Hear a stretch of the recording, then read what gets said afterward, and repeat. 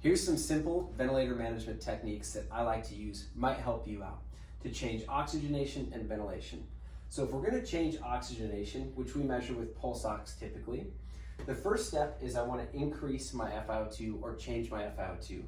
Room air fraction of inspired oxygen is 21% with a max of 100%. The second step is I'd like to change or increase my PEEP. The issue with PEEP is that it can change your pulmonary pressures and affect your blood pressure overall, so it's a little bit more invasive. And typically we like to go from least invasive to most invasive. Let me give you a little bit of an example.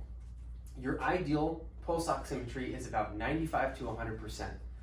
So if I'm seeing a patient that has a pulse oximetry of 80% on room air, the first thing I need to do is I need to increase my FiO2.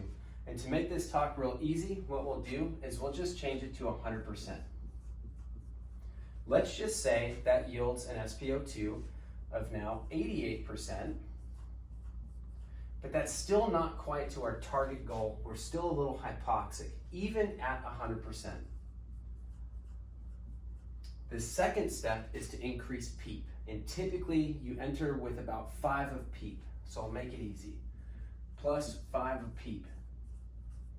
And let's just say with 100% oxygen, now that you've added your 5 of PEEP, let's just say that yields an ideal oxygen saturation between 95 and 100, right at 96, with 100% FiO2 plus 5 of PEEP.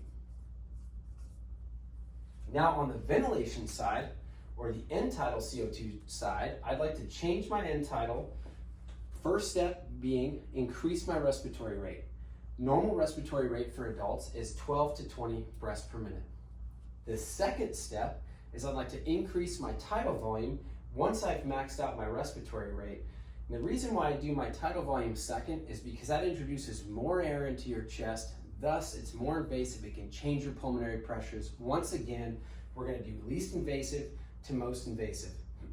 Normal tidal volume equation is 5 to 8 cc's per kilogram of ideal body weight. But just to make math really easy, we're going to use a 100 kilogram model. So we have 500 to 800 cc's.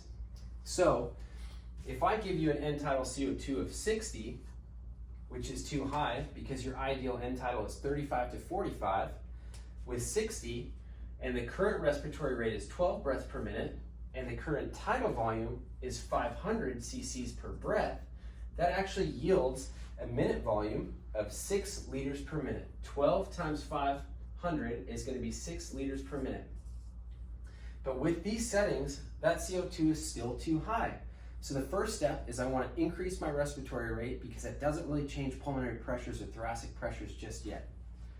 So if I change my respiratory rate from 12 to 20